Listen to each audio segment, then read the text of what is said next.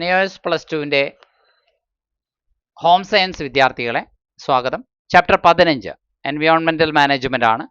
എന്താണ് എൻവയോൺമെൻറ്റ് എന്ന് നിങ്ങൾക്ക് എല്ലാവർക്കും അറിയാം. നമ്മെ ചുറ്റിപ്പറ്റി എല്ലാ ജീവജാലങ്ങളും നിലനിൽക്കുന്ന ആ സാഹചര്യങ്ങളെയാണ്, സറൗണ്ടിങ്സിനെയാണ് എൻവയോൺമെൻറ്റ് എന്ന് പറയുന്നത്, അല്ലേ? Environment refers to everything around us including living and non living things. അതായത് air, water, soil, plants, animals എല്ലാം, ഹ്യൂമൻസ് എല്ലാം എൻവയോൺമെൻറ്റിൻ്റെ പാർട്ടാണ്. അതായത് എൻവയോൺമെൻറ്റിൻ്റെ കമ്പണൻസ് ഏതൊക്കെയാണെന്ന് ചോദിച്ചു കഴിഞ്ഞാൽ മനുഷ്യർ, മൃഗങ്ങൾ, ചെടികൾ, മൈക്രോ ഓർഗാനിസംസ്, പിന്നെ അതൊക്കെ ബയോട്ടിക് കമ്പണൻസ് എന്നാണ് പറയുന്നത്. അതൊക്കെ ജീവനുള്ള കാര്യങ്ങളാണ്. ജീവനുള്ള കാര്യങ്ങൾ നമ്മൾ എന്താ പറയുന്നത്? എൻവയോൺമെൻറ്റിൻ്റെ ലിവിങ് തിങ്സിനെ നമ്മൾ പറയുന്നത് ചെടികളാണെങ്കിലും മനുഷ്യരാണെങ്കിലും സൂക്ഷ്മജീവികളായ ബാക്ടീരിയം, ഇതൊക്കെ വൈറസുകളുടെ കാര്യത്തിൽ ഒരു ജീവശരീരത്തിൽ കയറിയാൽ മാത്രമേ അവയ്ക്ക് ജീവനുള്ളൂ, അല്ലെങ്കിൽ അവ നിർജീവാവസ്ഥയാണ് കാണിക്കുന്നത്. എന്തുവാട്ടെ, അപ്പോൾ ജീവനുള്ള എൻവയോൺമെൻറ്റിൻ്റെ പാർട്ടും ഉണ്ട്. ഇനി അബയോട്ടിക് കമ്പോണൻസ് എന്ന് പറഞ്ഞാൽ എന്താണ്? നോൺ ലിവിങ് കമ്പോണൻസ് ആണ്. എന്ന് പറഞ്ഞു കഴിഞ്ഞാൽ എന്തൊക്കെയാണ് അർത്ഥം? Air, water, soil, sunlight, climate, ഇതൊക്കെ എന്താണ്? ജീവനില്ലാത്ത ഘടകങ്ങളാണ്, അജൈവ ഘടകം. ചുരുക്കി പറഞ്ഞു കഴിഞ്ഞാൽ ഇപ്പോൾ എൻവയോൺമെൻറ്റിന് രണ്ട് ഭാഗങ്ങളുണ്ട്, ബയോട്ടിക്, ആബയോട്ടിക്. അതായത് ലിവിങ്ങും നോൺ ലിവിങ്ങും. എൻവയോൺമെൻറ്റിനെ മാനേജ് ചെയ്യുക എന്ന് പറയുന്നത് ഒരു സയൻസ് ആണ്, അല്ലേ? അത് എൻവയോൺമെൻറ്റിനെ പ്രൊട്ടക്റ്റ് ചെയ്യൽ അതിൽ വരുന്നുണ്ട്, എൻവയോൺമെൻറ്റിനെ കൺസർവ് ചെയ്യൽ, സംരക്ഷിക്കൽ വരുന്നുണ്ട്. പ്രൊട്ടക്റ്റ് ചെയ്യൽ എന്ന് പറഞ്ഞു കഴിഞ്ഞാൽ അതിന് മറ്റ് ഹാനി വരാതിരിക്കാൻ പ്രതിരോധം തീർക്കലാണെങ്കിൽ, കൺസർവ് ചെയ്യുക എന്ന് പറഞ്ഞു കഴിഞ്ഞാൽ അത് നല്ല രീതിയിൽ പ്രിസർവ് ചെയ്യുക, അത് ദീർഘനാളത്തേക്ക് അത് നിലനിൽക്കാൻ പറ്റിയ വഴികൾ തേടുക എന്നാണ് കൺസർവ് ചെയ്യുക എന്ന് പറഞ്ഞാൽ അർത്ഥം. Improving the environment through proper use of natural resources. പ്രകൃതി വിഭവങ്ങളെ ശരിയായി ഉപയോഗിച്ചുകൊണ്ട് നമ്മുടെ പരിസ്ഥിതിയെ, എൻവയോൺമെൻറ്റിനെ മെച്ചപ്പെടുത്തലും കൂടി ഉണ്ട്. നല്ല ശുദ്ധവായു സൃഷ്ടിക്കാനും നല്ല ശുദ്ധജലം സൃഷ്ടിക്കാനും ഒക്കെ നമ്മൾ മനുഷ്യർ എന്തെല്ലാം അധ്വാനങ്ങൾ ശ്രമിക്കുന്നുണ്ട്. വനങ്ങൾ വെച്ചുപിടിപ്പിക്കുന്നുണ്ട്, വനമഹോത്സവങ്ങൾ ആചരിക്കുന്നുണ്ട്, എർത്ത് ഡേ സെലിബ്രേറ്റ് ചെയ്യുന്നുണ്ട്, അല്ലേ? ഫോറസ്റ്റ് ഡേ കഴിഞ്ഞ ദിവസം 8-ാം തീയതി സെലിബ്രേറ്റ് ചെയ്തു. ഇങ്ങനെ ഇതൊക്കെ എന്തിനാണെന്ന് ചോദിച്ചു കഴിഞ്ഞാൽ നമ്മുടെ എൻവയോൺമെൻറ്റിനെ പ്രൊട്ടക്റ്റ് ചെയ്യാൻ വേണ്ടിയിട്ടാണ്. എൻവയോൺമെൻറ്റിനെ പ്രൊട്ടക്റ്റ് ചെയ്യാൻ വേണ്ടിയിട്ട് ഹ്യൂമൻ ഓർഗനൈസേഷനുകൾ, ചിപ്കോ മൂവ്മെൻറ്റുകൾ പോലുള്ളതൊക്കെ മരങ്ങളെ സംരക്ഷിക്കാൻ വേണ്ടിയിട്ട്, പക്ഷികൾക്ക് വേണ്ടിയിട്ട് സംഘടന ഉണ്ട്. ഓക്കെ, ചുരുക്കി പറയാം, മൈഗ്രേറ്ററി ബേർഡ്സിന് വേണ്ടിയിട്ടുള്ള ഓർഗനൈസേഷൻ, ഇതൊക്കെ എന്താണ്? എൻവയോൺമെൻറ്റിനെ പ്രൊട്ടക്റ്റ് ചെയ്യാന്നാണ്. വംശനാശ ഭീഷണി നേരിടുന്ന എൻഡേഞ്ചേർഡ് അനിമൽസിനെ സംരക്ഷിക്കാൻ വേണ്ടിയിട്ടും നമുക്ക് സംഘടനയുണ്ട്. ഇതൊക്കെ എൻവയോൺമെൻറ്റിനെ പ്രൊട്ടക്റ്റ് ചെയ്യുക, കൺസർവ് ചെയ്യുക, എൻവയോൺമെൻറ്റിൻ്റെ ക്വാളിറ്റി ഇമ്പ്രൂവ് ചെയ്യുക. നമ്മൾ ശ്വസിക്കുന്ന ശുദ്ധവായുവിൻ്റെ ക്വാളിറ്റി ഇമ്പ്രൂവ് ചെയ്യാൻ, നമ്മൾ കുടിക്കുന്ന ശുദ്ധജലത്തിൻ്റെ ലഭ്യത വർദ്ധിപ്പിക്കാൻ. കാരണം ഫ്രഷ് വാട്ടറിൻ്റെ ക്വാണ്ടിറ്റി എന്ന് പറയുന്നത് വളരെ കുറവ് മാത്രമാണ് ഭൂമിയിലുള്ളത്. ഭൂമിയിൽ ഏറിയ പങ്കും എന്താണ്? ജലം ആണ്.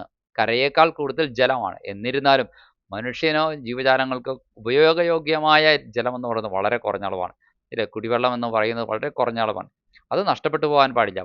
കാരണം ഉപ്പുവെള്ളമൊന്നും നമുക്ക് കുടിവെള്ളമല്ല എന്നുള്ളതാണ് പറഞ്ഞു വരുന്നത്. അപ്പം മെജോറിറ്റിയും നമുക്ക് ഉപയോഗിക്കാൻ കഴിയാത്ത ജലമാണ്, പക്ഷേ ഉപയോഗിക്കാൻ കഴിയുന്ന ജലവും ഉണ്ട് എന്നാണ് യാഥാർത്ഥ്യം. സോ പ്രോപ്പർ യൂസ് ഈ നാച്ചുറൽ റിസോഴ്സസിൻ്റെ കാര്യത്തിൽ നമുക്ക് വേണം എന്നാണ് എൻവയോൺമെൻറ്റൽ മാനേജ്മെൻറ്റ് കൊണ്ട് ഉദ്ദേശിക്കുന്നത്.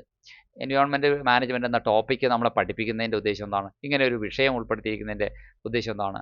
നാച്ചുറൽ റിസോഴ്സസിനെ കൺസർവ് ചെയ്യുന്ന കാര്യത്തിൽ നമ്മൾ ഓരോ വിദ്യാർത്ഥിയും ജാഗരൂകരാവണം. അതാണ് കാര്യം. പ്രകൃതി വിഭവങ്ങളെ സംരക്ഷിക്കുന്ന കാര്യത്തിൽ ഓരോ തലമുറയും ബദ്ധശ്രദ്ധരാവണം. അതാണ് കാര്യം. അതായത് അതുപോലെ തന്നെ മലിനീകരണം കുറയ്ക്കണം. പ്ലാസ്റ്റിക് മലിനീകരണം നമ്മൾ നടത്താറുണ്ട്, അല്ലേ? ജലത്തിൽ വിഷാംശമുള്ള സാധനങ്ങൾ കലരുന്നു, രാസവസ്തുക്കൾ കലരുന്നു, ഫാക്ടറികളിൽ നിന്ന് പുറന്തള്ളുന്ന മാലിന്യങ്ങൾ വാട്ടർ ബോഡീസിൽ നമ്മൾ കൊണ്ടുപോയി ഡെപ്പോസിറ്റ് ചെയ്യുന്നു.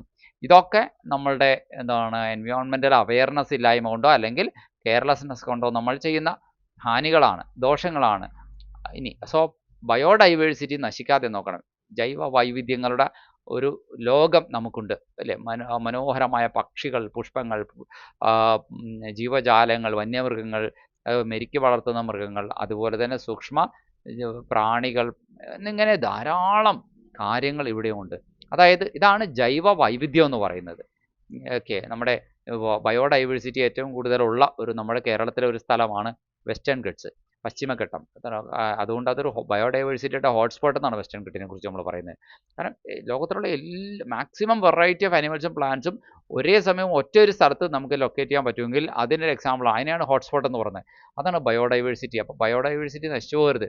പക്ഷേ എന്ത് ചെയ്യാം? ഇന്ന് ഭൂമിയിൽ പണ്ടുണ്ടായിരുന്ന പല ജീവജാലങ്ങളും ഇല്ലാതായിരിക്കുന്നു. വംശനാശ ഭീഷണി നേരിട്ടുകൊണ്ടിരിക്കുന്നു. ഓക്കെ, അപ്പോൾ പണ്ട് ഡോഡോ പക്ഷി എന്ന് പറഞ്ഞൊരു പക്ഷി ഉണ്ടായിരുന്നു, ഇന്നതുണ്ടോ? ഇല്ല. അതുപോലെ തന്നെ പാൻഡ ഇനത്തിൽപ്പെട്ട മൃഗങ്ങൾ നശിച്ചുകൊണ്ടിരിക്കുകയാണ്. അതുപോലെ തന്നെ ചീറ്റ ഇനത്തിൽപ്പെട്ട പുലികൾ നശിച്ചുകൊണ്ടിരിക്കുകയാണ്. ഹിമക്കരടികൾ നശിച്ചുകൊണ്ടിരിക്കുകയാണ്. തിമിംഗലങ്ങൾ, സ്രാവ്, ചില പ്രത്യേക ഇനം സ്രാവുകൾ ഒക്കെ അവയുടെ എണ്ണം കുറഞ്ഞുകൊണ്ടിരിക്കുകയാണ്. ഒരു പക്ഷേ ഭൂമിയിൽ നിന്ന് അപ്രത്യക്ഷമായി പോകും എന്നർത്ഥം സമീപ ഭാവിയിൽ. അതുകൊണ്ട് നമ്മൾ അതിനെയൊക്കെ നശിക്കാതെ നോക്കുന്നു എന്നുള്ളതാണ് പറഞ്ഞത്. നാച്ചുറൽ റിസോഴ്സസ് എന്ന് പറഞ്ഞാൽ എന്താണ്? മെറ്റീരിയൽസ് പ്രൊവൈഡഡ് ബൈ നേച്ചർ, പക്ഷേ യൂസ്ഫുൾ ടു മാൻ. എന്താണ്? Materials provided by nature but useful to man. ഇതാണ് നാച്ചുറൽ റിസോഴ്സസിനെ സിമ്പിളായിട്ട് ഒറ്റ വരിയിൽ പറയാൻ പറഞ്ഞാൽ. ഈ പ്രകൃതിയിൽ ലഭ്യമായ വിഭവങ്ങൾ, പ്രകൃതി നൽകുന്ന വിഭവങ്ങൾ, മനുഷ്യന് പ്രയോജനകരമായവ. അല്ല, ഇതാണ് പ്രകൃതി വിഭവങ്ങൾ. പ്രകൃതി വിഭവം എന്നുള്ളതിന് വൺ ലൈൻ ആൻസർ പറയാൻ പറഞ്ഞാൽ നമുക്ക് പറയാം അല്ലേ, resources or materials provided by nature and all are useful to human beings. Natural resources renewable, non renewable എന്നുള്ളതിൻ്റെ രണ്ട് കാറ്റഗറൈസേഷൻ നമ്മൾ എപ്പോഴും പണ്ടേ സ്കൂളിൽ മുതലേ പഠിച്ചിട്ടുണ്ട്. സോളാർ എനർജി നമുക്ക് വീണ്ടും കിട്ടും. കോളോ അങ്ങനെയല്ല, കൽക്കരി അത് തീർന്നു പോയതാണ്. വൺസ് എക്സോസ്റ്റഡ് ആണെങ്കിൽ അത് എവർ ഡിസ്ട്രോയിഡ് ആണ്, എവർ ലോസ്റ്റ് ആണെന്ന് പറയാം. അപ്പോൾ കൽക്കരി നോൺ റിന്യൂവബിൾ ആണ്. എന്നാൽ കാറ്റിൽ നിന്നുള്ള എനർജിയോ, അത് നമുക്ക് പിന്നെയും കാറ്റുണ്ടായിക്കൊണ്ടേയിരിക്കും. ഭൂമിയുടെ കറക്കവും മറ്റു കാര്യങ്ങളും ഒക്കെ കൊണ്ടാണ് എന്ത് ചെയ്യുന്നത്, ഈ കാറ്റുണ്ടാകുന്നത് നമുക്കറിയാം. അതുപോലെ തന്നെ പെട്രോളിയം, അത് എന്താണ്, വേറൊരു നോൺ റിന്യൂവബിൾ റിസോഴ്സാണ്. വാട്ടർ എന്ന് പറഞ്ഞു കഴിഞ്ഞാൽ അത് റിന്യൂവബിൾ ആണ്. അതായത് വെള്ളത്തിൽ നിന്ന് ഡാമുകൾ കെട്ടി മലകളുടെ മുകളിൽ ഡാമുകൾ കെട്ടി തടഞ്ഞു നിർത്തി ആ മുകളിൽ നിന്ന് താഴോട്ട് വീഴുന്ന വെള്ളത്തെ ഒരു ടർബൈൻ കൊണ്ട് കറക്കി വൈദ്യുതി ഉണ്ടാക്കുന്നു, ഇലക്ട്രിസിറ്റി പവർ ജനറേറ്റ് ചെയ്യുന്നു. അപ്പോൾ തീർച്ചയായിട്ടും എന്താണ്, വാട്ടർ ഒരു റിന്യൂവബിൾ റിസോഴ്സാണ്. നാച്ചുറൽ ഗ്യാസ് വേറൊരു റിന്യൂവബിൾ റിസോഴ്സാണ്. ഇനി ഫോറസ്റ്റ്, വനങ്ങൾ റിന്യൂവബിൾ ആണോ എന്ന് ചോദിച്ചാൽ അതെ, കാരണം വീണ്ടും വച്ചുപിടിപ്പിക്കാം, വനവൽക്കരണം നടത്താം അല്ലേ. ഡിഫോറസ്റ്റേഷൻ, വന നശീകരണം ഒരു വശത്ത് നടക്കുന്നുണ്ടെങ്കിലും അതിന് എതിരായിട്ട് വനം വച്ചുപിടിപ്പിക്കുന്ന അഫോറസ്റ്റേഷൻ പ്രവർത്തനങ്ങളും ഉണ്ട്. മിനറൽസും നാച്ചുറൽ ഗ്യാസും പെട്രോളിയവും കോളും ഒക്കെ പെർമനന്റ് നഷ്ടപ്പെട്ടു പോയാൽ ഇനി ഒരിക്കലും നമുക്ക് പുനഃസ്ഥാപിക്കാൻ കഴിയുന്നവയല്ല. ഇനി എൻവയോൺമെൻറ്റൽ പ്രോബ്ലംസ് പലതുണ്ടെന്ന് നമ്മൾ ഈ ചാപ്റ്റർ പറയുന്നുണ്ട്. പരിസ്ഥിതിയിലെ മലിനീകരണം, വായു മലിനീകരണം, അതുപോലെ തന്നെ വാട്ടർ പൊല്യൂഷൻ, ജലമലിനീകരണം, അതുപോലെ തന്നെ സോയിൽ പൊല്യൂഷൻ, ഇതൊക്കെയാണ് എൻവയോൺമെൻറ്റിൽ വരുന്ന മേജർ ആയിട്ടുള്ള ചില പൊല്യൂഷൻസ്. പിന്നെ നോയിസ് പൊല്യൂഷൻ ഉണ്ട്, അതായത് ശബ്ദമലിനീകരണമുണ്ട്, ഇങ്ങനെയുള്ള കാര്യങ്ങളുണ്ട്. അപ്പോൾ പൊല്യൂഷനെ കുറിച്ച് കൂടി ഈ ചാപ്റ്റർ ഡീൽ ചെയ്യുന്നുണ്ടെന്ന് പറയാൻ സാധിക്കും. ഓക്കെ, എന്താണ് എൻവയോൺമെൻറ്റൽ പ്രോബ്ലംസിൽ ആദ്യം പറയുന്നത് എയർ പൊല്യൂഷനാണ്. Contamination of air by harmful gases and particles. Minute പാർട്ടിക്കിൾസും ഗ്യാസസ് ഒക്കെ എന്ത് ചെയ്യുന്നുണ്ട്, ചില വായുവിൻ്റെ ആ ശുദ്ധാവസ്ഥയെ നശിപ്പിക്കുന്നു, കണ്ടാമിനേറ്റ് ചെയ്യുന്നു അല്ലേ. ഹാംഫുൾ ഗ്യാസസ്, ഓക്സിജനും മറ്റുമൊക്കെ നമുക്ക് ആവശ്യമുള്ള പ്രയോജനകരമായ ഗ്യാസസ് ആണ്. പക്ഷേ നമുക്ക് ദോഷകരമായ ഗ്യാസസ് അന്തരീക്ഷത്തിൻ്റെ നല്ല അവസ്ഥയെ, മനുഷ്യജീവിതത്തിൻ്റെയും ജീവജാലങ്ങളുടെ നിലനിൽപ്പിനും തകരാറിലാക്കുന്ന തരത്തിലുള്ള വാതകങ്ങളും പിന്നെ പാർട്ടിക്കിൾസും ഉണ്ട്, അതൊക്കെ നശിപ്പിക്കുന്നു. കഴിഞ്ഞ ദിവസം പറഞ്ഞു, സിമെൻറ്റ് ഫാക്ടറിയിൽ നിന്ന് പ്രൊഡ്യൂസ് ചെയ്യുന്ന സിമെൻറ്റിൻ്റെ ആ വളരെ മൈന്യൂട്ടായിട്ടുള്ള ആ പൗഡർ പോയി ചെടികളുടെ ഇലകളിൽ വന്ന് പോയി വീഴുമ്പോൾ പറന്നുപോയി അന്തരീക്ഷത്തിൽ മനുഷ്യന് ശ്വാസകോശ അസുഖങ്ങൾ ഉണ്ടാകുന്നുണ്ട്, സിമെൻറ്റ് ഫാക്ടറിയിൽ പരിസരത്ത് താമസിക്കുന്നവർക്ക്. ഒപ്പം തന്നെ അവിടെയുള്ള ചെടികളുടെ ഇലകൾക്ക് റെസ്പിറേഷൻ തടയപ്പെടുന്നു, അവയുടെ ജീവിതം വഴിമുട്ടുന്നു എന്നൊക്കെ പറയുന്നുണ്ട്. നോക്കൂ, ഹാംഫുൾ ഗ്യാസസ് മാത്രമല്ല, പാർട്ടിക്കിൾസും അത് ദോഷകരമായി ബാധിക്കുന്നുണ്ട്. ഈ വെഹിക്കിൾ എമിഷൻസ് ആണ് അതിലൊരു കാര്യം, വാഹനങ്ങളിൽ നിന്ന് പുറന്തള്ളുന്ന പുക. അടുത്തത് ഇൻഡസ്ട്രിയൽ സ്മോക്ക്, വ്യാവസായികശാലകളിൽ നിന്നുള്ള പുക. ബേണിംഗ് ഓഫ് ഫോസിൽ ഫ്യൂവലിൻ്റെ കത്തൽ. ദെൻ ഫോറസ്റ്റ് ഫയർ, പിന്നെ എന്താണ്, കാട്ടുതീയ്. ഇതൊക്കെ ഒരു പ്രധാനപ്പെട്ട കാര്യമാണ്. ഇനി ഇഫക്ട്സ്, റെസ്പിറേറ്ററി ഡിസീസസ് ഉണ്ടാകുന്നു, എന്ന് വെച്ച് കഴിഞ്ഞാൽ ശ്വസനപരമായ രോഗങ്ങൾ ഉണ്ടാകുന്നു. ഗ്ലോബൽ വാർമിംഗ്, അതായത് ആഗോളതാപനം. ആസിഡ് റെയിൻ, അമ്ലമഴ, ഇതൊക്കെ ഉണ്ടാകുന്നു എന്നുള്ളതാണ് പറഞ്ഞത്. റെസ്പിറേറ്ററി ഡിസീസസ്, ശ്വസന സംബന്ധമായ അസുഖങ്ങൾ, ഗ്ലോബൽ വാർമിംഗ്, ആസിഡ് റെയിൻ ഇവയുണ്ടാകുന്നു. അടുത്തത് വാട്ടർ പൊല്യൂഷനാണ്. എന്താണ് വാട്ടർ പൊല്യൂഷൻ എന്ന് പറയുന്നത്? കണ്ടാമിനേഷൻ ഓഫ് വാട്ടർ ബോഡീസ് ആണ് ബൈ ഹാംഫുൾ സബ്സ്റ്റൻസസ്. വാട്ടർ ബോഡീസിൽ കണ്ടാമിനേഷൻ ഉണ്ടാകുന്നു, ഹാംഫുൾ സബ്സ്റ്റൻസസ് കൊണ്ടാണ് കണ്ടാമിനേഷൻ ഉണ്ടാകുന്നത്. ഓക്കെ, ദോഷകരമായ പദാർത്ഥങ്ങൾ കൊണ്ടാണ് ജലാശയങ്ങൾ മലിനമാകപ്പെടുന്നത്. കോസസ് എന്തൊക്കെയാണ്? Industrial waste, sewage disposal, agricultural chemicals, ഇതൊക്കെ ഇതിന് കാരണമാകുന്നുണ്ട്. ഇൻഡസ്ട്രിയൽ വേസ്റ്റ് എന്ന് വെച്ച് കഴിഞ്ഞാൽ വ്യാവസായിക മാലിന്യങ്ങൾ. സിവേജ് ഡിസ്പോസൽ എന്ന് പറഞ്ഞു കഴിഞ്ഞാൽ എന്താർത്ഥം? ഈ ഓടകളിലേക്ക് ഉള്ള പുറന്തള്ളൽ, ബഹിർഗമനികളിൽ നിന്ന് ഉള്ള ഓടകളിലേക്കുള്ള പുറന്തള്ളലുകൾ, അല്ലെങ്കിൽ പൊതു അഴുക്കുചാലുകളിലേക്കൊക്കെ വലിയ ഫാക്ടറികളിൽ നിന്നൊക്കെ ഒഴുക്കി വിടുന്നത് സീവേജ്. ഇനി അഗ്രികൾച്ചറൽ കെമിക്കൽസ്, രാസ വസ്തുക്കളൊക്കെ മിക്കവാറും രാസവളങ്ങളൊക്കെ എവിടെ നമ്മൾ ഉപയോഗിക്കും? വയലുകളിൽ ഉപയോഗിക്കും. ആ വെള്ളമൊക്കെ ഒഴുകി അവസാനം വന്ന് ജലാശയങ്ങളിലെത്തുന്നു. സോ ഈ അപകടകാരികളായിട്ടുള്ള കെമിക്കൽസ് പലപ്പോഴും പിന്നീട് ഫ്രഷ് വാട്ടറിലേക്ക് കലരുന്നു. ഇഫക്റ്റുകൾ എന്തൊക്കെയാണെന്ന് നോക്കാം. വാട്ടർ ബോൺ ഡിസീസസ് ഉണ്ടാകുന്നു. ജലജന്യ രോഗങ്ങൾ, ജലത്തിൽ നിന്ന് മനുഷ്യന് ഉണ്ടാകാവുന്ന രോഗങ്ങൾ ഇതിനെ തുടർന്നുണ്ടാകുന്നു. കാരണം ജലം മനുഷ്യൻ പല രീതിയിൽ ഉപയോഗപ്പെടുത്തുന്നുണ്ട്. അവൻ കുളിക്കാനും കുടിക്കാനും ഒക്കെ ആയിട്ട് ഉപയോഗപ്പെടുന്നുണ്ട്. ഡെത്ത് ഓഫ് അക്വാട്ടിക് ഓർഗാനിസംസ്, മനുഷ്യന് ജലജന്യ രോഗങ്ങൾ ഉണ്ടാകുന്നതൊപ്പം തന്നെ അക്വാട്ടിക് ഓർഗാനിസംസിൻ്റെ മരണത്തിന് കാരണമാണ്. എന്താണ് അക്വാട്ടിക് ഓർഗാനിസംസ് എന്ന് പറയുന്നത്? അതായത് മത്സ്യങ്ങളാവാം, ഞണ്ടുകളാവാം, അല്ലെങ്കിൽ ജലത്തിൽ കഴിയുന്ന മറ്റ് സൂക്ഷ്മ ജീവജാലങ്ങളോ പ്രാണികളോ ഒക്കെ ആവാം. അവയൊക്കെ എന്ത് ചെയ്യുന്നു? ചത്തൊടുങ്ങാൻ കാരണമാകുന്നു എന്നുള്ളതാണ് അല്ലേ. കടലാമകളുടെ കാര്യത്തിലൊക്കെ ഒരുപാട് എണ്ണം കുറവുണ്ടായിട്ടുണ്ടെന്നൊക്കെ പറഞ്ഞു. അല്ലെങ്കിൽ സാധാരണ ഇത്തരത്തിലുള്ള ജലജീവികളുടെ കാര്യത്തിലൊക്കെ അപ്പോൾ ഇതൊക്കെ ദോഷകരമായും ബാധിച്ചേക്കാം. അതാണ് shortage of clean drinking water.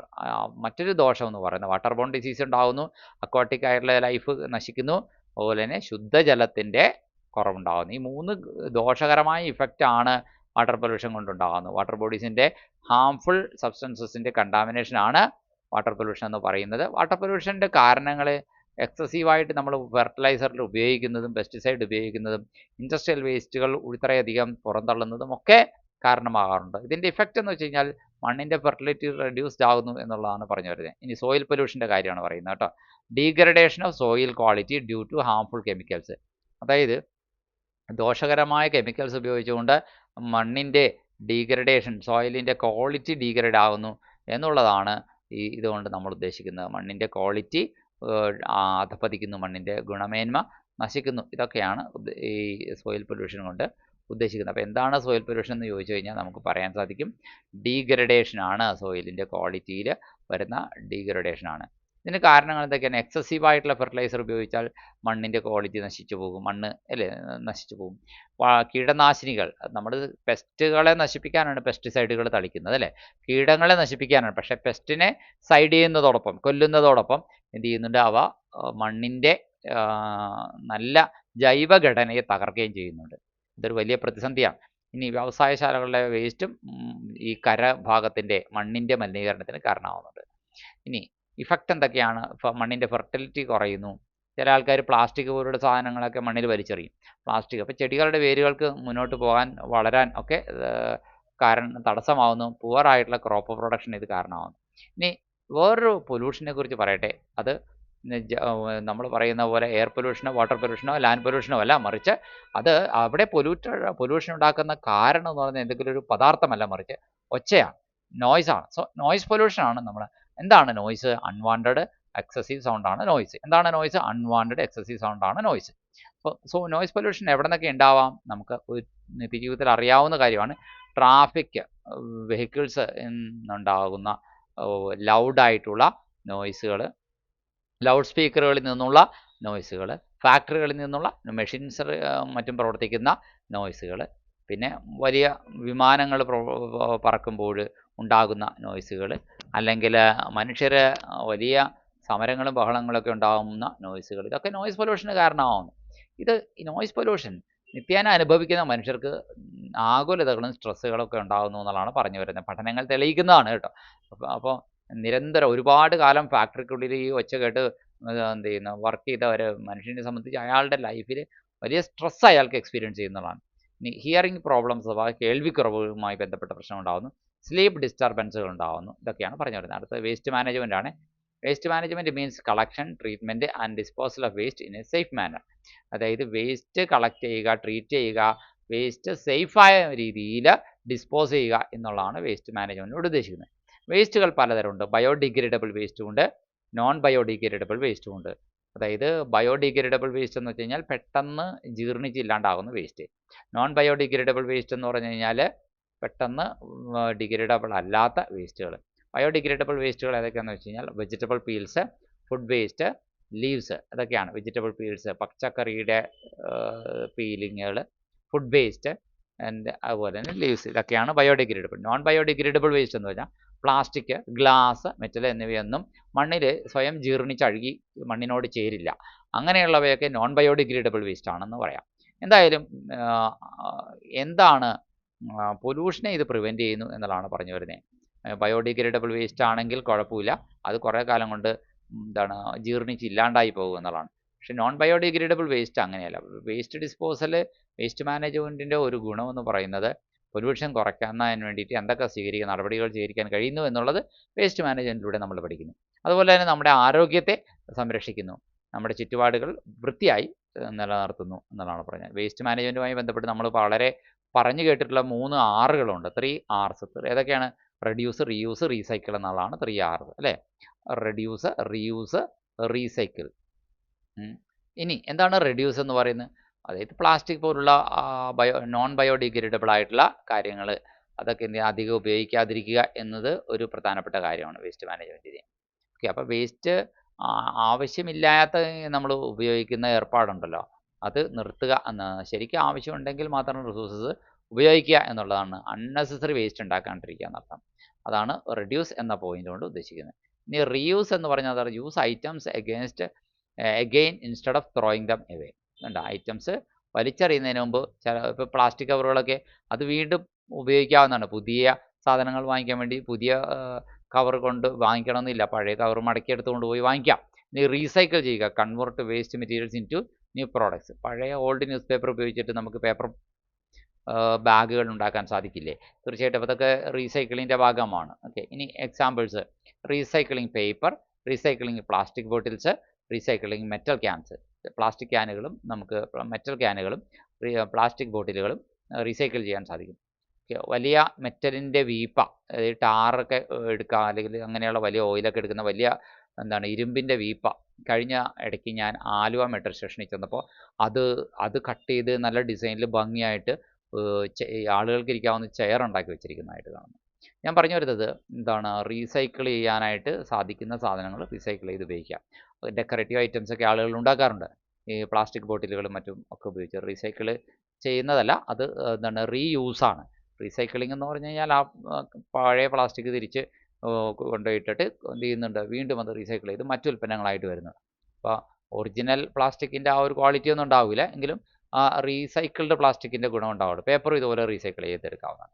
Reuse എന്നത് വേറൊരു കാര്യമാണ്, അത് ഉപയോഗിച്ച് ഒരിക്കൽ കൂടി മറ്റൊരു കാര്യത്തിനൂടെ ഒരിക്കൽ കൂടി ഉപയോഗിക്കുക എന്നുള്ളതാണ്. റീപർപ്പസ് എന്നൂടെ ഒരു റീയൂസും റീപർപ്പസും വേറൊരു പർപ്പസിന് വേണ്ടി ഉപയോഗിക്കുക എന്നുള്ളതാണ് പറഞ്ഞു വരുന്നത്. പണ്ട് കാലത്തൊക്കെ ന്യൂസ് പേപ്പറുകളൊക്കെ വായിച്ചതിന് ശേഷം പണ്ട് കാലത്ത് കടയിൽ നിന്ന് സാധനങ്ങളൊക്കെ വാങ്ങിക്കുമ്പോൾ ഈ പഴയ ഓൾഡ് ന്യൂസ് പേപ്പർ ഉപയോഗിച്ച് സാധനങ്ങൾ പൊതിഞ്ഞു കൊടുക്കുന്ന ഒരു ഏർപ്പാടുണ്ടായിരുന്നു. ഇപ്പോൾ പിന്നെ എല്ലാം പാക്ക്ഡ് ഐറ്റംസ് ആയല്ലോ. അപ്പോൾ അതാണ് റീപർപ്പസ് എന്ന് പറയുന്നത്. വേറൊരു പർപ്പസിന് വേണ്ടി അതേ കാര്യം തന്നെ ഉപയോഗിക്കുക എന്നുള്ളത്. ഇനി വാട്ടർ കൺസർവേഷൻ്റെ ഒരു ഭാഗമാണ് മഴവെള്ള സംഭരണം എന്ന് പറയുന്നത്. റെയിൻ വാട്ടർ ഹാർവെസ്റ്റിംഗ്, ജല സംരക്ഷണത്തിൻ്റെ ഒരു മാർഗ്ഗമാണ് റെയിൻ വാട്ടർ ഹാർവെസ്റ്റിംഗ്. അടുത്തത് റിപ്പയറിംഗ് ലീക്കിംഗ് ടാപ്സ്. ലീക്കായി പോകുന്ന ടാപ്പുകൾ റിപ്പയർ ചെയ്യുക. യൂസിങ് വാട്ടർ എഫിഷ്യൻ്റ്ലി, ജലം വളരെ എഫിഷ്യൻ്റ് ആയിട്ട് ഉപയോഗിക്കുക. റീയൂസിങ് ഹൗസ് ഹോൾഡ് വാട്ടർ, അതുപോലെ തന്നെ വീട്ടിലെ ജലം വീണ്ടും നമ്മൾ ഉപയോഗിക്കാൻ പറ്റുന്നതൊക്കെ ഉപയോഗിക്കുക. എല്ലാ ജലവും നമുക്ക് റീയൂസ് ചെയ്യാൻ പറ്റില്ല, പക്ഷേ റീയൂസ് ചെയ്യാൻ പറ്റുന്നതൊക്കെ. വെജിറ്റബിൾ കഴുകിയ ജലം അത് നമുക്ക് ചെടി നനയ്ക്കാൻ ഉപയോഗിക്കുന്നതിൽ തെറ്റില്ല, അതാണ് പറഞ്ഞത്. അപ്പോൾ reusing household water where possible ആയ സ്ഥലങ്ങളിൽ മാത്രം അത് അങ്ങനെ ചെയ്യുക. ഇനി ബെനഫിറ്റ്സ്: സേവ്സ് വാട്ടർ, ജലം നമുക്ക് സേവ് ചെയ്യാൻ സാധിക്കുന്നു. റീചാർജസ് ഗ്രൗണ്ട് വാട്ടർ, അതുപോലെ തന്നെ ഗ്രൗണ്ട് വാട്ടർ വീണ്ടും റീസ്റ്റോർ ചെയ്യാനായിട്ട് അത് കാരണമാകുന്നു. അതുപോലെ തന്നെ റെയിൻ വാട്ടർ ഹാർവെസ്റ്റിങ്ങിലൂടെ എന്താ ചെയ്യുന്നത്, മഴവെള്ളത്തെ ഭൂമിയിൽ നിന്ന് നഷ്ടപ്പെട്ടു പോകുന്ന മഴവെള്ളത്തെ വീണ്ടും തിരിച്ച് നമ്മൾ ഭൂമിയിലേക്ക് തിരിച്ചു വിടുകയാണ് ചെയ്യുന്നത്. അപ്പോൾ ഗ്രൗണ്ട് വാട്ടർ റീചാർജ് ആവുന്നു. റെഡ്യൂസസ് വാട്ടർ സ്കേഴ്സിറ്റി, ജലത്തിൻ്റെ ഷോർട്ടേജ് കുറയുന്നു. എനർജി കൺസർവേഷനെ കുറിച്ച് കൂടെ ഈ ചാപ്റ്റർ പറയുന്നുണ്ട്. നോക്കൂ, എനർജി കൺസർവേഷനെ എനർജി മാനേജ്മെൻറ്റിനെ കുറിച്ചും ഡീൽ ചെയ്തൊരു ചാപ്റ്റർ തൊട്ട് മുമ്പ് ഉണ്ടായിരുന്നു അല്ലേ. അപ്പോൾ അതിപ്പോൾ ഗ്യാസ് കുറച്ച് ഉപയോഗിക്കുക, ഇലക്ട്രിസിറ്റി കുറച്ച് ഉപയോഗിക്കുക, അതിന് വേണ്ടിയിട്ട് സോളാർ കുക്കറും അല്ലെങ്കിൽ റൈസ് കുക്കറുകൾ, തെർമൽ കുക്കറുകൾ, അതുപോലെ തന്നെ നോർമൽ കുക്കറുകൾ, അതുപോലെ തന്നെ കോപ്പർ ബോട്ടം പാനുകൾ, ഇതൊക്കെ ഉപയോഗിക്കുന്നത് കുറച്ച് ഗ്യാസ് കൊണ്ട് കൂടുതൽ തീ കിട്ടാനും ചൂട് കിട്ടാനും പാചകം എളുപ്പമാക്കാനും ഒക്കെ വേണ്ടിയിട്ടാണ്. അത്തരം കാര്യങ്ങളെക്കുറിച്ച് നമ്മൾ പറഞ്ഞതുപോലെ തന്നെയാണ് LED ബൾബുകൾ ഉപയോഗിക്കുക. അതുപോലെ എനർജി എഫിഷ്യൻ്റ് ആയിട്ടുള്ള റെഫ്രിജറേറ്ററൊക്കെ, അല്ലെ 5 സ്റ്റാർ റേറ്റിംഗ് ഒക്കെ ഉള്ള റെഫ്രിജറേറ്ററൊക്കെ ഉപയോഗിക്കുമ്പോൾ അധികം ഇലക്ട്രിസിറ്റി ഉപയോഗപ്പെടില്ല. അതുപോലെ തന്നെ ലൈറ്റും ഫാനും ഉപയോഗത്തിലില്ല, നമ്മൾ അവിടെ നിന്ന് മാറിക്കഴിയുമ്പോൾ അത് സ്വിച്ച് ഓഫ് ചെയ്യുന്നൊരു കൾച്ചർ നമ്മൾ പഠിച്ചെടുക്കുക. സോളാർ എനർജി ഉപയോഗപ്പെടുത്തുക. ഇതൊക്കെ എനർജി കൺസർവേഷൻ്റെ ഭാഗമായിട്ട് നമ്മൾ പറഞ്ഞ പോയിന്റ്സ് ആണ്. അതിന് ബെനിഫിറ്റ് ഉണ്ട്. എന്തൊക്കെ ബെനിഫിറ്റ് എന്ന് വെച്ച് കഴിഞ്ഞാൽ നമുക്ക് പണലാഭം ഉണ്ടാകുന്നു, മലിനീകരണം കുറയുന്നു, നാച്ചുറൽ റിസോഴ്സിനെ നമുക്ക് നശിക്കാതെ സംരക്ഷിക്കാൻ കഴിയുന്നു എന്നുള്ളതാണ്. സസ്റ്റൈനബിൾ ഡെവലപ്മെൻറ്റ് എന്ന് പറഞ്ഞൊരു ടോപ്പിക് കൂടി ഈ ചാപ്റ്റർ ഡീൽ ചെയ്തു പോകുന്നുണ്ട്. എന്താണ് സുസ്ഥിര വികസനം? വരും തലമുറയുടെ ആവശ്യങ്ങളെ ദോഷകരമായി ബാധിക്കാത്ത രീതിയിൽ നമ്മുടെ ഇന്നത്തെ ആവശ്യങ്ങൾ നിറവേറ്റാൻ വേണ്ടി ബുദ്ധിപൂർവ്വം നമ്മുടെ വിഭവങ്ങളെ റിസോഴ്സസിനെ യൂസ് ചെയ്യുന്നതാണ് സസ്റ്റൈനബിൾ ഡെവലപ്മെൻറ്റ്. എന്താണ്? ഫ്യൂച്ചർ ജനറേഷൻ്റെ നീഡ്സിനെ കോംപ്രമൈസ് ചെയ്യാതെ, അതിനെ ദോഷമായി ബാധിക്കാതെ, ഫ്യൂച്ചർ ജനറേഷൻ നമുക്ക് ഇന്നത്തെ തലമുറയ്ക്ക് അവരുടെ ആവശ്യങ്ങൾ മീറ്റ് ചെയ്യാൻ വേണ്ടി റിസോഴ്സസ് യൂസ് ചെയ്യുന്നതിൽ തെറ്റില്ല. ഇപ്പോൾ പെട്രോളിയം നമ്മൾ ഈ ഇന്നത്തെ തലമുറയ്ക്ക് ഉപയോഗിക്കാം, കൽക്കരി അഥവാ കോള് നമുക്ക് ഇന്നത്തെ ജനറേഷൻ ഉപയോഗിക്കാം. എങ്ങനെ? Without compromising the needs of the future generations. ഉണ്ടാവും ഫ്യൂച്ചർ ജനറേഷൻസിൻ്റെ ആവശ്യത്തെ നശിപ്പിച്ചുകൊണ്ട്, ഇല്ലാതാക്കിയ സാധ്യതയെ, പൊട്ടൻഷ്യാലിറ്റീനെ നശിപ്പിച്ചുകൊണ്ട് നമ്മൾ ഇന്ന് അത് ഉപയോഗിച്ച് തീർക്കുകയാണെങ്കിൽ അത് റെസ്പോൺസിബിലിറ്റി ഇല്ലാത്ത തരം ഉപയോഗമായിരിക്കും. അത് ശരിയല്ല. സസ്റ്റൈനബിൾ ഡെവലപ്മെൻ്റ് ആണ് ഉണ്ടാവണമെങ്കിൽ സസ്റ്റൈനബിൾ ആയിട്ടുള്ള ഇത്തരത്തിൽ എന്നെന്നും നിലനിൽക്കുന്ന ഒരു വികസനം, അല്ലെങ്കിൽ ഇന്നത്തെ വികസനം ഇന്ന് മാത്രമായി നിൽക്കും, അടുത്ത തലമുറ വീണ്ടും വലിയ അധപ്പതനത്തിലേക്ക് പതിക്കും. അത് പാടില്ല. So principles of sustainable development എന്ന് പറഞ്ഞൊരു 4 നിയമങ്ങൾ പറയുന്നതിൽ ഒന്ന് ഇതാണ്: കൺസർവേഷൻ ഓഫ് റിസോഴ്സസിനെ നമ്മൾ കൺസർവ് ചെയ്യുക. 2 എൻവയോൺമെൻറ്റൽ പ്രൊട്ടക്ഷൻ ആണ്. 3 സോഷ്യൽ ആൻഡ് ഇക്കണോമിക് ഡെവലപ്മെൻ്റ് ആണ്.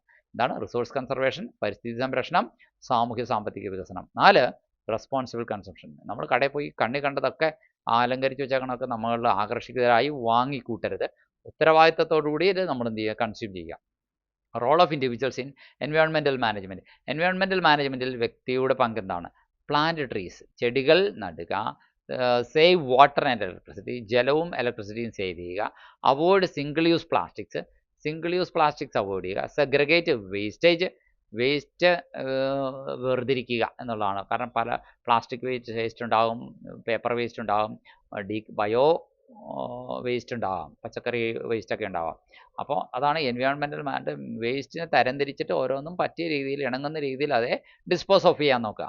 അതുപോലെ തന്നെ പബ്ലിക് ട്രാൻസ്പോർട്ട് ഉപയോഗിക്കുക. എല്ലാവരും കാറും സ്കൂട്ടറും അവരവരുടെ വാഹനങ്ങൾ എടുത്തു കഴിഞ്ഞ് കഴിഞ്ഞാൽ തീർച്ചയായിട്ടും റോഡിൽ അധികം കാർബൺ ഡൈ ഓക്സൈഡിൻ്റെ ഉൽപ്പാദനം ഉണ്ടാകും, റോഡ് ബ്ലോക്കാവും, വലിയ പ്രശ്നങ്ങളുണ്ടാകും. എന്നാൽ ആ നേരത്തിന് പറ്റാവുന്ന ഒരു മെട്രോ സിസ്റ്റമോ അല്ലെങ്കിൽ പബ്ലിക് ട്രാൻസ്പോർട്ടേഷൻ സിസ്റ്റമോ ഉപയോഗപ്പെടുത്തിയാൽ അത്രയും പൊല്യൂഷൻ നമ്മുടെ ഈ റോഡുകളിൽ നിന്നും അന്തരീക്ഷത്തിൽ നിന്നും കുറയ്ക്കാൻ സാധിക്കുന്നു എന്നുള്ളതാണ് പറഞ്ഞത്. സോ ക്ലെൻലിനെസ്സിന് വേണ്ടിയിട്ട് കുറേ ഗവൺമെൻറ്റോ അല്ലെങ്കിൽ സന്നദ്ധ സംഘടനകളൊക്കെ എന്തെങ്കിലുമൊക്കെ ഡ്രൈവ്സ് നടത്തുവാണെങ്കിൽ, എന്തെങ്കിലുമൊക്കെ പദ്ധതികൾ ആവിഷ്കരിച്ച് നടപ്പിലാക്കുകയാണെങ്കിൽ നമ്മൾ അതിലൊക്കെ ഭാഗമായിട്ട് അതിൻ്റെ കൂടെ സഹകരിച്ച് പങ്കെടുക്കുക എന്നുള്ളത്. സ്പ്രെഡ് എൻവയോൺമെൻറ്റൽ അവയർനെസ്, പരിസ്ഥിതി അവബോധം നാടൊട്ടുക്കും വ്യാപിപ്പിക്കുക എന്നുള്ളതും ഇതിൻ്റെ ഭാഗമാണ്. ഇനി ചില ചോദ്യങ്ങളാണ് നമുക്ക് ഈ ചാപ്റ്ററുമായി ബന്ധപ്പെട്ട് നോക്കാനുള്ളത്. എന്താണ് environment? What is environment? Environment is the surroundings in which living organisms exist. Living organisms താമസിക്കുന്ന ആ ചുറ്റുപാടുകളെയാണ് എൻവയോൺമെൻറ്റ് എന്ന് പറയുന്നത്.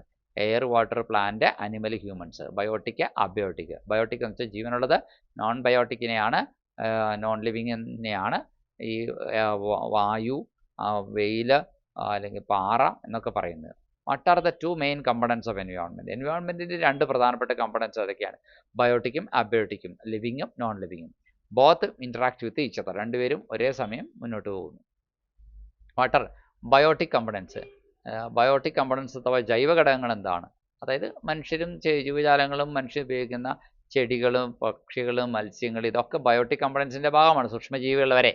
ഇനി what are abiotic components? Abiotic components എന്ന് പറഞ്ഞു കഴിഞ്ഞാൽ എയർ, വാട്ടർ, സോയിൽ, സൺലൈറ്റ് ഇങ്ങനെയുള്ള പ്രകൃതിയുടെ ഭാഗമായിട്ടുള്ള ജീവനില്ലാത്ത വസ്തുക്കളാണ് അബയോട്ടിക് കമ്പണൻസ് എന്ന് പറയുന്നത്. അടുത്ത 5ാമത്തെ ചോദ്യം, what is environment management? Environment management എന്താണ്? അതായത് plant use and protection of natural resources ആണ് എൻവയോൺമെൻറ്റൽ മാനേജ്മെൻറ്റ്. എന്താണ് plant use and protection of natural resources? എന്താണ് ഇതുകൊണ്ട് ഉദ്ദേശിക്കുന്നത്? It aims to maintain ecological balance maintain ചെയ്യാനാണ് ഇത് ഉദ്ദേശിക്കുന്നത്. Why is environmental management important? എന്തുകൊണ്ടാണ് എൻവയോൺമെൻറ്റൽ മാനേജ്മെൻറ്റ് ഇമ്പോർട്ടൻ്റ് ആവുന്നത്?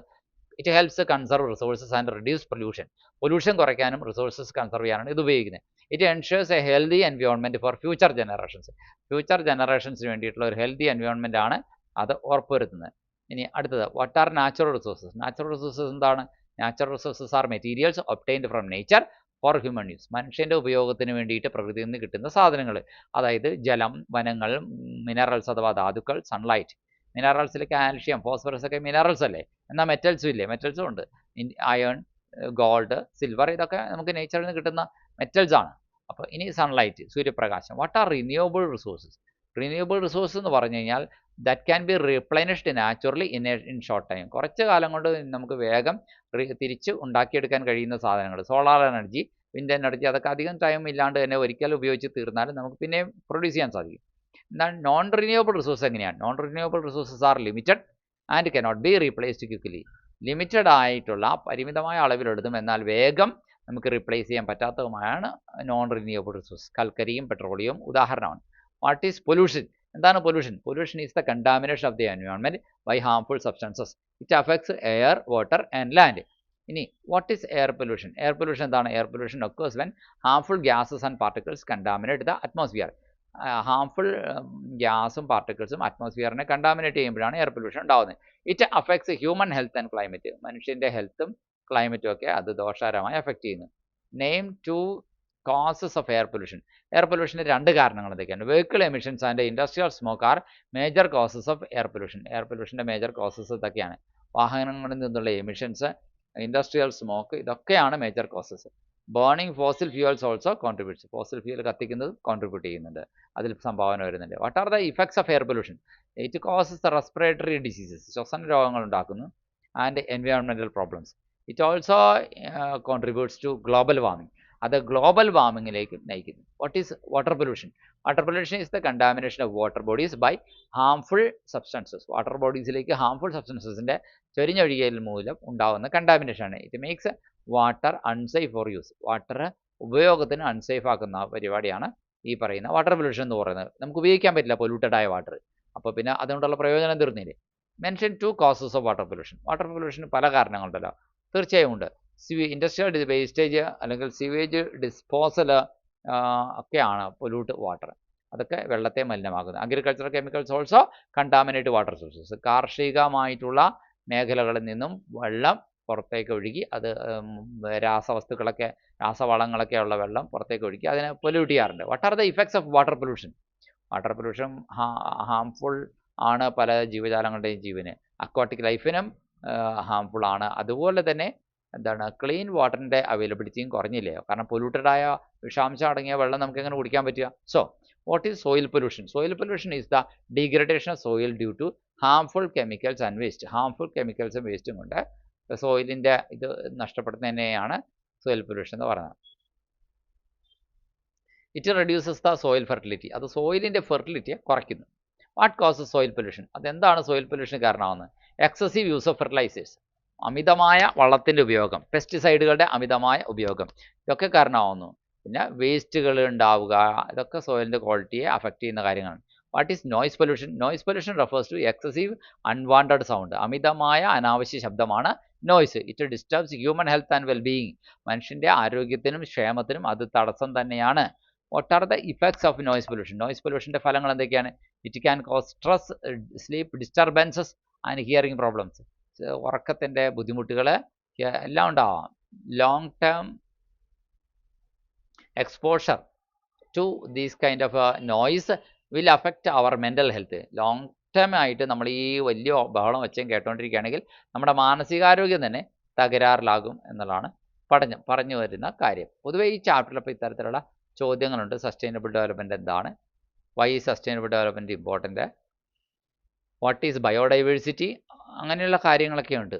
അപ്പോൾ ഇതൊക്കെ ഒന്ന് മൊത്തത്തിൽ മനസ്സിലാക്കണേ. Thank you.